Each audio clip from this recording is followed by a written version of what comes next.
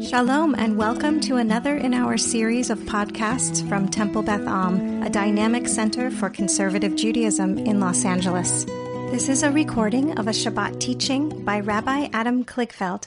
So as a regular teacher of the tradition, sometimes teaching the tradition for the tradition's sake, and sometimes finding in the tradition that which you need to think about, and sometimes both simultaneously.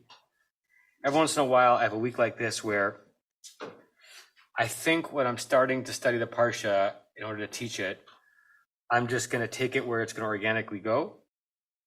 And then once I realize where I arrived at, I realized, given the week that I had, or at least a couple of the encounters that I had, the text was directing me, or I was sort of unconsciously directing myself to find this kind of material, right? And that'll come clear in a little bit, meaning I think that the material that I'm going to teach today is hopefully interesting and informative to anyone. But I realized once I got through a certain text that I was unconsciously searching for material that was going to help me process through a couple of encounters that I had this week. I think when we do that too much in the text, we use the text as a prop, and using the text to inform our lives and interactions is a holy thing. Using it as a prop reduces it. But sometimes it's saying the exact things that we need to hear, and that is another way of understanding eternal holiness. What we're going to do is we're going to read a verse. We're going to get to a Rashi in the verse. We're going to spend a considerable amount of time on the original midrashic text that Rashi drew from. We're going to go on a biblical little meandering through the biblical text that the Midrash brings, and then one more Hasidic text at the end, just so you can get a sense of where we're going with this. And we start with the opening lines of Parshat Vayiggash that Marshall read before. The Parsha begins resolving a cliffhanger from the end of the previous week, right? That Benjamin is in the prison, and the brothers have to figure out, how are they going to kind of come to terms with who they are in the presence of this viceroy without knowing that he's Joseph yet, and is this all of the awful things they've done so far in their lives coming back to them? How are they going to go back to Jacob, having violated the promise that they're going to bring Benjamin back after Jacob specifically said, I've already lost one child, I'm not going to lose another child. It's very tense at the end of Parshat Vayiggash. And then we begin with this verse. Vigash elav Yehuda. Yehuda Vigash towards him. Vigash means to approach, to come close. Vayomer, and Yehuda said, Bi Adoni. Bi is sort of, it's probably not necessarily like a declension of the preposition ba and the e. Like bi on its own would mean like within me or to me. It's more here a term of beseeching. So it's a version of na. Please, my Lord. My Lord is referring to the person who does not yet know as Joseph. Yidaber na avdecha. This is polite biblical talk. May your servant speak, and your servant is me. Right? Judah is speaking to Joseph. He doesn't know as Joseph, and is saying, "Let your servant," meaning me, daber davar. Let me say a word. Ba'oznei Adoni, in the ears of my Lord. My Lord meaning you, right? So neither the first person or the second person is used. V'al yichar apcha be'avdecha. Let not, it's translated here as let not be angry. Literally, may your nostrils not flame upon your servant. Again, your servant meaning me. Ki chamocha kifaro. The double ka here is hard to render in perfect English because the ka means like. If we try to translate it literally, because like you is like Pharaoh, what it's saying is because you are like Pharaoh, right? It's, every language has a different way of articulating these things, right? Put it together. Judah takes it upon himself to be the one who's going to achieve the reconciliation. He's using polite language, referring to Joseph as my Lord, referring to himself as your servant. He's requesting to say a few words. He wants to say a few words into this man's ears. He's asking in advance, please don't be angry. And he's kind of lifting him up by saying, you're basically a pharaoh. On the surface, any questions or comments on the verse before we look at the Rashi? And we'll pass around the microphone so that people on the Zoom can hear if anybody wants to add something. Questions, or if you were reading this verse for the first time, and maybe it's your first time looking at it slowly, what jumps out at you?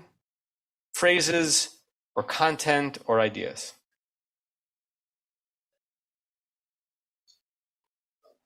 Alan and then Gary, hold on. It's the first word that gets me, Vayigash. What does that really mean, to approach someone? And how do you do it? Is it in terms of he's approaching you to fight? Is he approaching you to make a big request? Are you approaching him? What's the purpose of Vayigash? Good, and you can ask that question on two levels. You can ask the question internal to the story, and you can ask the question on the editorial level, right? On the editorial level, as it were, why is that word used as opposed to a different word? It could have been vayabo. It could have just been vayidaber, and he spoke. Why do we have this rather uncommon extra notion that there was an approach? And then internal to the story, right? How is an approach different than a coming? And how is an approach in speaking different than just a speaking? Good. What else? Why is he assuming already that he's going to be angry?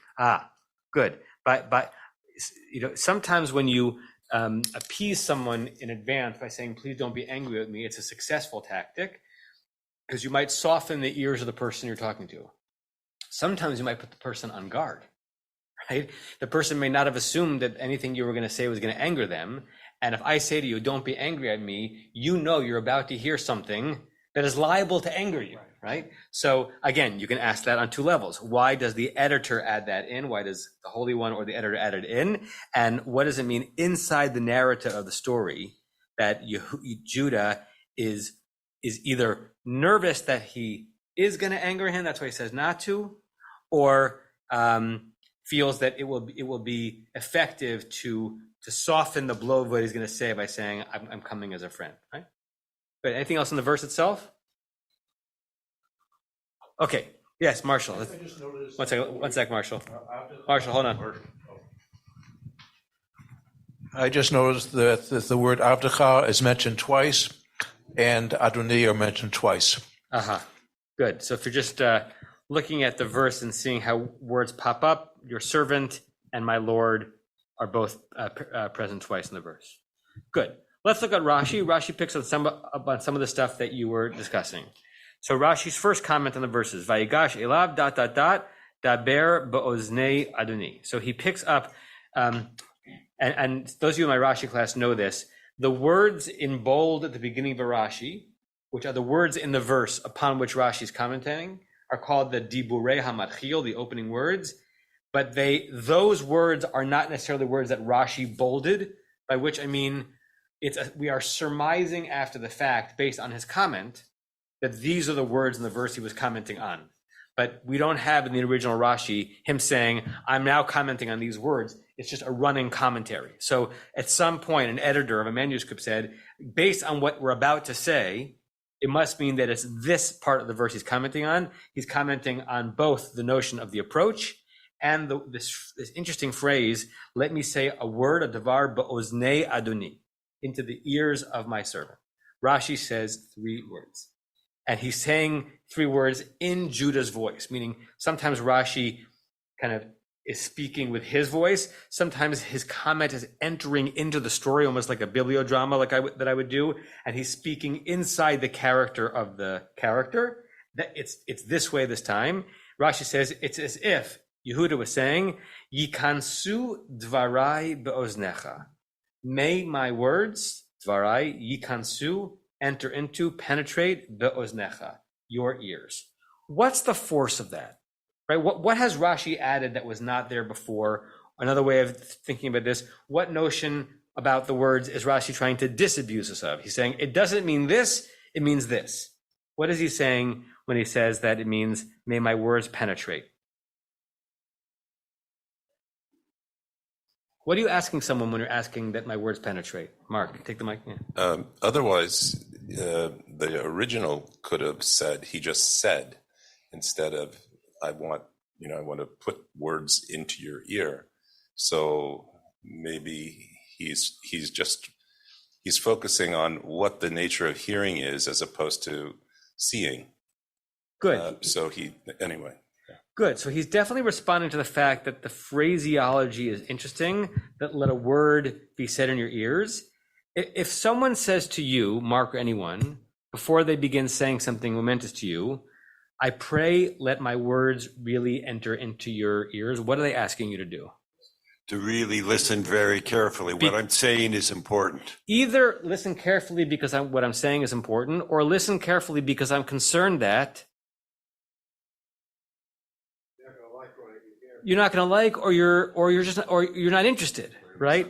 Right? We've all said this to a child at a time or a friend. Like, I want you to listen to what I'm saying, to catch their attention, not because they're necessarily not going to like what they hear, but they might be distracted. They have other things on their mind. So Rashi says what Judah is saying to Joseph is, in a polite way, listen carefully, please. This is significant.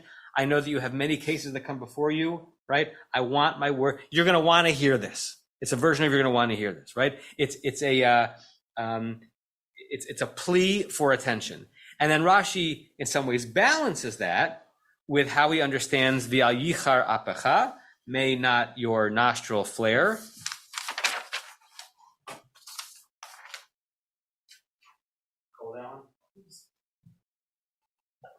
Rashi says, Mikan ata lamed, from this language, when Judah says, may not your nostrils flare, you learn, shediber alav kashot, that he spoke to him. Who spoke to who?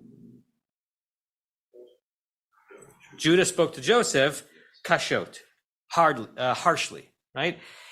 If what Rashi is saying is, if Judah had not spoken rather firmly to a vice president, right, of ancient Egypt, had he spoken gently, he wouldn't have had to request him not to get angry at him. But from the fact that he's asking that this not anger Joseph, it's as if the text is admitting that Judah had some tude, right? He had a certain presence. He was demanding, right? So look what Rashi's done in two comments.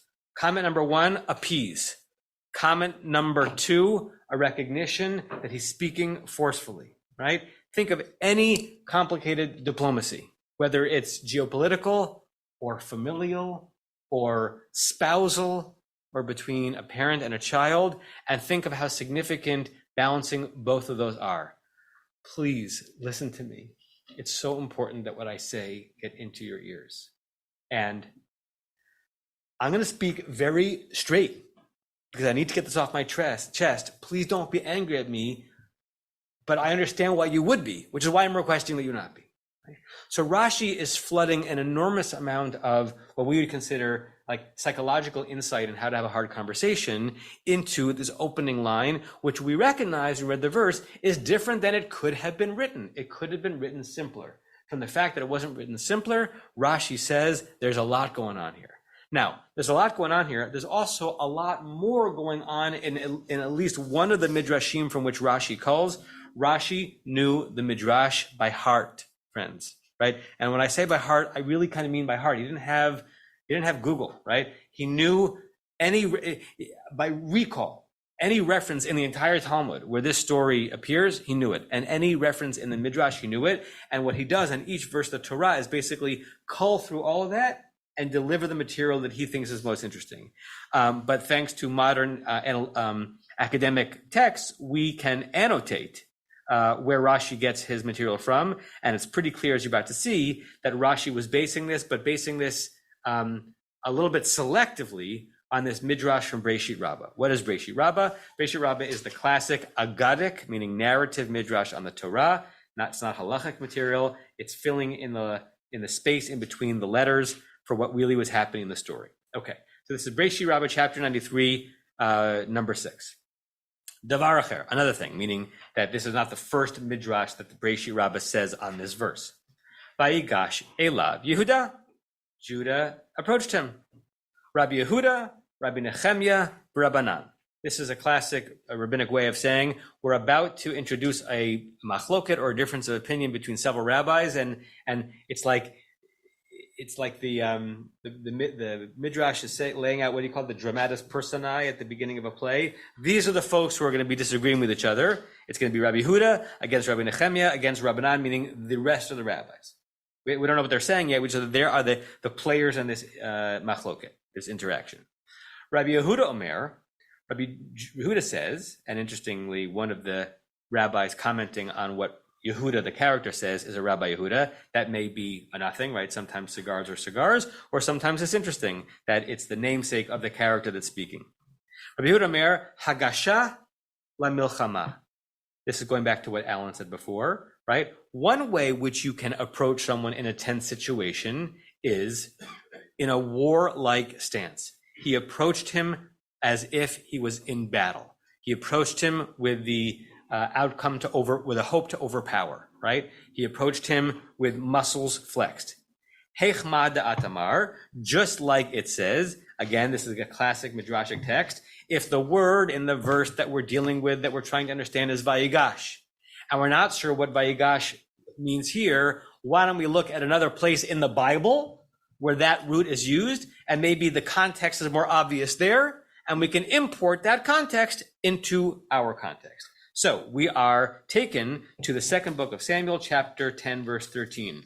And now we want to go into a little bit of a rabbit hole. So now turn to the second page, and we're going to look at a few verses from the second book of Samuel. So second book of Samuel means that we are deep into the line of kingship in ancient Israel. We're after the reign of King David. And there's a lot of biblical material here that stretches from about, 980, 970 BCE until the 800 or 700s, depending on how you historicize the book of Samuel. And we're going to learn about one of the, I can't remember if it's a son or a grandson of King David, King Joab or Yoav. Okay. Vayitzu b'nei Ammon, the Ammonites, who were enemies of ours, emerged. Vayarchu milchama Yisura, in the middle of page 2, they set up a war, Petach Hashar, at the entrance to the gate, Va'aram Tsova, while the Arameans of the town of Tsova, Urachov v'ish tov umacha levadam basadeh, and all these people took made separate camps around where Yoav was in place as the king. Vayar Yoav, and Yoav, who was the king at the time, saw ki hayta elav pnei milchama, that he was facing a battle. Mipanim umeachor, in front of him and behind him. So he is vulnerable, and he's putting himself in a warlike situation because people are arraying against him. Vayivchar mikol bichurei Yisrael, he selected from the best soldiers of Israel, Vayaroch likrat Aram, and he mustered himself to meet Aram in battle. It almost appears like the beginning of Parshat Vayishlach, where Yaakov and Esav are setting up to meet each other in battle. V'yet yeter ha'am, the rest of the troops, the nation, Natan biyad Avshai achiv, he let Avshai, his brother, be responsible for them. Vayaroch likrat b'nei Ammon, and they also arrayed themselves ready for battle. Bayomer, and he, meaning King Joab, said, Im techazak Aram mimeni, I'm going to be the shock troops. If Aram is stronger than I am, v'haitali lishua, I'm basically going to rely on you to be my Yeshua, my deliverance. V'im bnei Ammon yechechzu mimcha, and if they're too strong for you, v'alachti lo shialach, meaning if in my first battle I get overwhelmed, you save me. If in your first battle you get overwhelmed, I'll come save you. Right? Two brothers running different parts of the same army. Chazak v'nid chazek. You may know that phrase. It's similar to what we say at the end of each book of the Torah. It originates in Moshe's charge to Joshua. Let's be strong. Ba'ad amenu, for the sake of our people. Uba'ad arei Eloheinu, and for the sake of all of the cities of our God. V'Adonai yaseh hatov beinenu, and may God do what's right for us. Vayigash Yoav. And Yoav Vayigashed. It's clear here that what does Vayigash make reference to? War. He started the battle, right? There's no question about whether the Vayigash means here, did he go to offer a plea deal? Did he go to offer a compromise? This is, think of Shakespeare and King Henry V. Henry V just gave the pre-war battle cry. The next verb is they moved into war, right? Vayigash Yoav v'ha'am asher imo, and the people that was with him, la milchama, to wage war, ba'aram v'yanus mipanab, against the Arameans. And good news, the Arameans fled in front of him. So going back to our midrash, which is the midrash from which Rashi derives this thing, Rabbi Yehuda says it's obvious in this source in the book of Samuel, the verb vayigash means to approach for war. We read that back into our context. It means that Judah was not coming to appease, according to Rabbi Yehuda. He was coming with all the force he could muster. He's not going to leave until he extracts Benjamin from the king. He's going to fight power with power. One approach. Yes, Irv. Yeah, it's very forceful. We need to give Irv the microphone. When you're using words of reconciliation, this is forceful. Irv. Oh, I'm listening. It's very forceful. Saying I'm coming. Yeah. Flat out. Yeah. No equivocation. Right. And Rabbi Judah says, when I hear the word Vayigash, I hear that scene, and I lift that scene into our scene, and I see Judah battling for the people, battling for his brother, battling for God. Okay, now go to the top of page 2.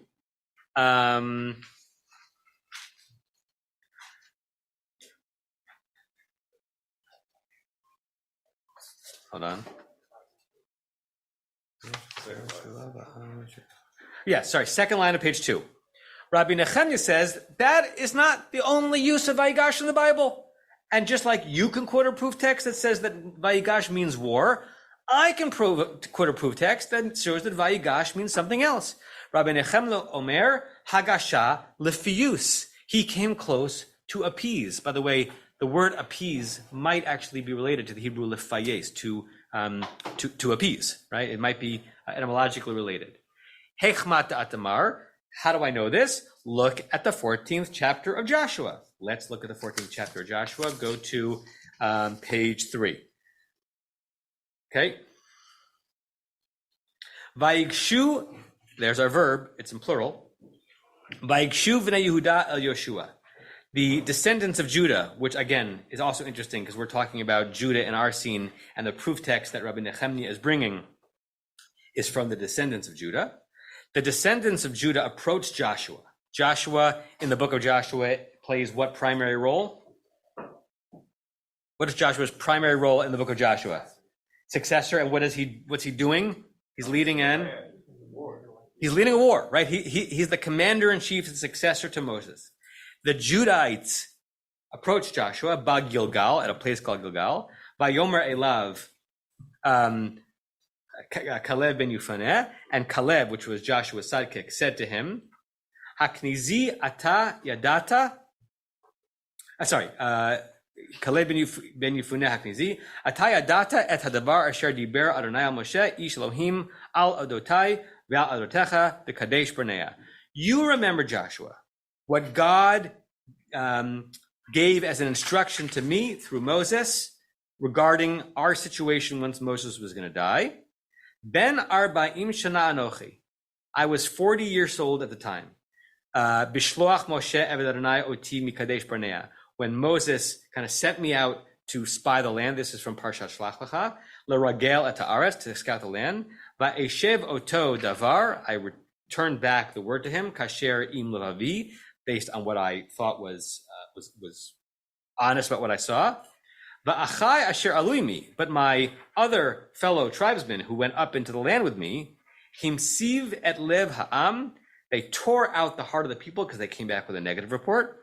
Va'anochi mileti acharei Adonai Elohai, but I did exactly what God was asked of me. I went and scouted out the land, and we brought back a favorable report so that the Israelites would feel positive about entering into the land. Vayishava Moshe bayomahu, and Moses swore on that day, limor, saying, meaning, because I did right, I should get a reward. Imlo haaretz asher darcha raglecha, the land that you're going to walk your foot on, Abba, lacha tiyeh lenachala. It's going to be to you as an inheritance, ulavanecha, and to your children, ad olam, forever. Ki mileta acharei Adonai Elohai, because you were loyal to my God, meaning you get a reward. Verse 10. V'ata hinei hechayeh Adonai oti. God has kept me alive all these 40 years. Kasher diber, just as he said, ze 45. 45 shana, 45 years. So it's now actually 5 years after they got into the land of Israel. Miaz diber Adonai et devar hazeh. We're now on top of page 4. Since God said this to me, El Moshe, asher halach Yisrael b'midbar. They were walking in the desert. V'ata hinei anochi hayom ben 85 years old. Odenu hayom chazak. I'm still strong. Kasher b'yom shaloach oti Moshe. I'm as strong as I was when Moses sent me out to scout the land that we're now fighting for. Kechochi az uchechochi ata. My strength then is like my strength now. La milchama v'latzeit v'lavo, to be able to kind of go in and out to battle. V'ata tenali et hahar hazeh. All I ask for, I'm finally cashing in my chit. This is my reward. Just give me this mountainous area. Asher diber Adonai, that God said, Bayomahu ki ata shamata v'yomahu, because you heard on that day. Ki anakim sham, there are these giants then, ba'arim dolot v'tzurot, and these fortified cities. V'ulai Adonai oti v'horashtim kasher diber Adonai, but I will send them out and it'll be yours. So basically, what's happening in the story is the descendants of Judah are saying, we did what we were supposed to do 45 years ago. Caleb did exactly what was asked of him. I want my reward. My reward is this land which had been possessed with the giants, but we dispossessed them. And all this began with a Vayigshu.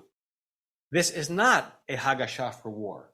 This is a Hagashah for pleading, right? They approach Joshua, who is the leader of the time, saying, please, let me speak reasonably to you, right? I've earned this. It's a very, very different stance than what we read in the book of Samuel.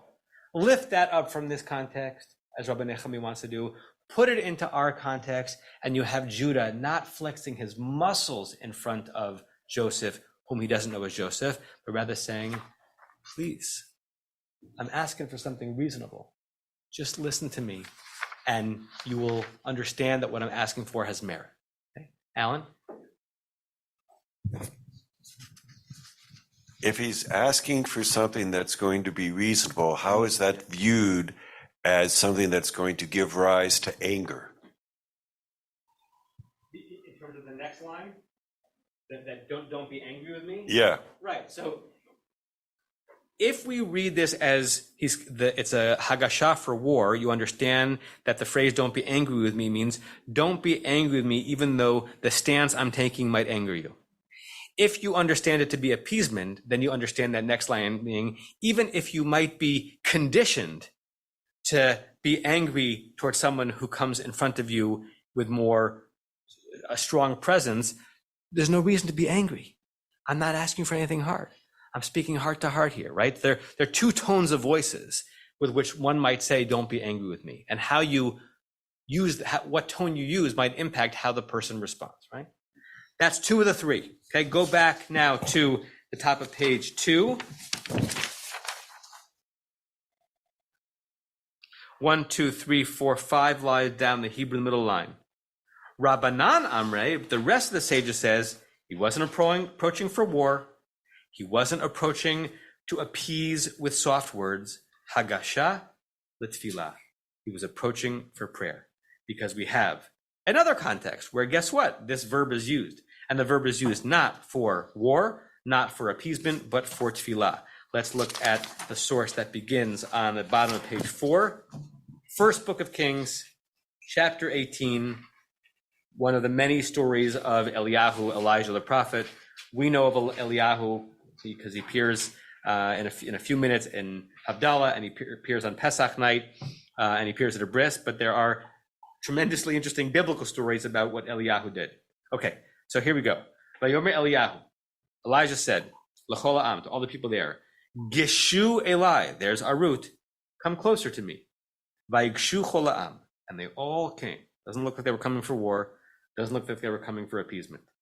Vayirapeh et mizbach Adonai harus. This is happening immediately after a local altar had been desecrated, and it's interesting that the verb is vayirapeh, which we think of as a medical healing, but he healed or he fixed the altar that had been damaged. Vayikach Eliyahu 12 avanim. He took 12 stones. Kemispar shiftei bnei Yaakov, like the number of tribes of Jacob. Asher hayad devar Adonai elav lemor Yisrael yeh ishemecha. Just as God had said, Israel is going to be your name. So he's kind of collecting stones to represent the very tribe that he is trying to bring together. Vayivne et ha'avanim mizbeach b'shem Adonai. He turned those 12 stones representing the tribes into an altar. Vayas ta'ala kevet sa'atayim. He made kind of an open trench that was that could fill 2 seahs. It's a dry measure of seeds. Asaviv l'mizbeach, around the altar. Vayarochet ha'esim. He set up the wood. Vayinatach et hapar. And he did surgery on, but really what it means is that he cut up the bull for the sacrifice. Vayasem al etzim, he put the meat on the wood. Vayomer, and he said to everyone there, Milu arba'ah chadim, fill up 4 jugs of water. Vayitzku al haolah, pour it all over the sacrifice. Al etzim, on the wood. Vayomer shnu, he said, do it a second time. Vayishnu, and they did it a second time. Vayomer shaleshu, he said, do it a third time. They did it a third time. The water filled the area around the altar. And the trench filled with water. And when it was time to offer up the offering, remember the word mincha originally does not mean an afternoon prayer service. It means a offering or a gift. Vigash, there's our verb again. Vigash Eliyahu Hanavi. Elijah the prophet came.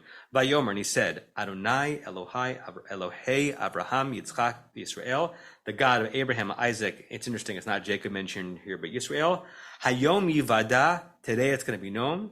Ki ata Elohim Yisrael, that you are the God of Israel. Vani Abdecha, I'm your servant. Asiti et kol hadvarim ha'ela. I did all these things essentially as you asked. So the rabbis heard their colleague, Rabbi Judah, says he was approaching for war, from our context over there. And they heard Rabbi Nehemiah saying he was approaching to appease, as we saw in the book of Joshua. And they said, no, there's another approaching that I want to connect this to. He was approaching to daven. He was approaching to pray. And I think the rabbis are saying, not that he was approaching to pray as if Joseph is a god, but he was approaching in a prayerful way. He was, or you could say that he did a prayer before he actually approached, because sometimes it's how you prepare for a challenging encounter that impacts the outcome of the encounter. Alan? Yeah. There's more to this story. Isn't there sort of like some sort of dispute between the Jews and another group of people about whether or not it was going to be done? He says, here, I'm going to do, they were trying to do these other dances to get the fire going. Different chapter. Elijah does a lot of that too, but that specific story is a different chapter of the Book of Kings. Yeah. Okay. It just seems very familiar. Yeah. Elijah does a lot of that, but the specific story you're thinking about is a different chapter.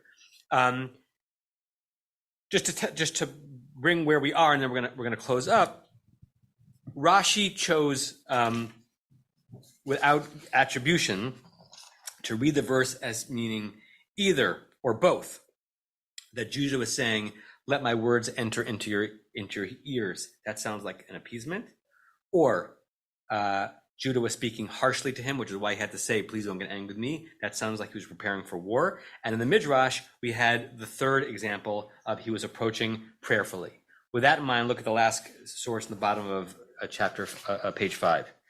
This is the commentary of Rabbi David of Kutsk. He's the son of the Kutzker Rebbe. He himself was also a Kutzker Rebbe. When you think of the Kutzker Rebbe, it's not him, this is his son. But he was a sage in his own right. And this is his commentary on this verse. So now look at the third line in Hebrew on page 5, in the second paragraph. Lechora, at face value, milat elav, the word elav, miuteret, is extraneous. Which word elav? If you want to peek back into the top of page 1, the verse has 2 words that opens up that are interesting. Vayigash, that verb, and then the elav. Because you could have read Vayigash Yehuda, Judah approached, right? This is a classic response to a to find extraneousness in the verse. He approached him. Well, where else would he have approached? Obviously he approached him. So why do we need the to him, the elav? It's extraneous. V'efshar lomar, it's possible to say, she'elav, the word to him, kavanato, what's intended by it, el atzmo. He, Judah, approached himself. The elav is not Joseph, it's himself. Yehuda chazar al dvarav. Judah repeated himself. This is not the first time Judah asked Joseph to let them free. This is, remember, the story begins in a cliffhanger. This is the second time. And he uses almost the exact same words. Judah repeats himself, befam hashniya, on the second time, lifnei Yosef, the second time he's saying these words in front of Joseph, ki bashniya amar et hadvarim behitragshut yetera. Because the second time, he said these almost exact same words, behitragshut yetera, with extra sensitive emotionality, me'omek halev, from the depths of the heart. When I began the shiur, I told you that when I began preparing the shiur, I thought I was just following wherever the text was going to go. But when I got here, I realized that something else was driving me the entire time without even realizing it. There were two incidents this week where my first attempt at having a conversation that I wanted Nina to have failed. I won't go into detail, but they failed. It was a delicate interaction and it didn't work. And it's easy when you have an interaction that didn't work to assume that the reason why it didn't work is because of them, whoever the them are. They weren't listening. They weren't open to it. They didn't respond the right way. And each time I had a period of time in between the first one and the second time to, as the Christians might say, but the Jews should say it also, I prayed on it. I prayed on how those interactions went. And at some point in the davening, I went from my frustration with how they handled it to asking myself, well, how did I handle it? And could I have handled it differently? Was I a little bit too much milchama and not enough piyus? A little too much going with my muscles flexed and not enough appeasement. So I read the Midrash as a trio that are interwoven. Sometimes we approach a situation assuming that strength is what's required. When it fails, we pull back, ideally, and ask ourselves in a prayerful moment, what is really what's required? And maybe we can come back a second time with piyus, with appeasement, with a softness that might produce a different result. Not every situation deserves appeasement, certainly geopolitically. Right? Interpersonally, most times, piyus, appeasement, softness, works better than milchama. And both these encounters happened before I started preparing this class Friday morning. And both of them ended up okay. And they ended up okay not because the other one had done something wrong and recognized it, but because I realized that I was a Judah doing hagasha, doing approach with milchama, when what the situation needed was piyus, and I wouldn't have gotten there without tefillah. And then I started preparing for this class, and this is where it led me. So sometimes we teach Torah, and sometimes the Torah teaches us. And if you have an encounter this week where you notice it didn't go the way it was supposed to, ask yourself, were my muscles flexed a little bit too much? Pray on it a bit, formally or informally, and maybe you'll find a softer voice that will lead to a better conclusion. You have been listening to another in our series of podcasts from Temple Beth Am, a dynamic center for conservative Judaism in Los Angeles. If you enjoy these podcasts, we invite you to write a review on the Apple Podcast site or wherever you get your podcasts. For more information about Temple Beth Am Los Angeles, go to tbala.org.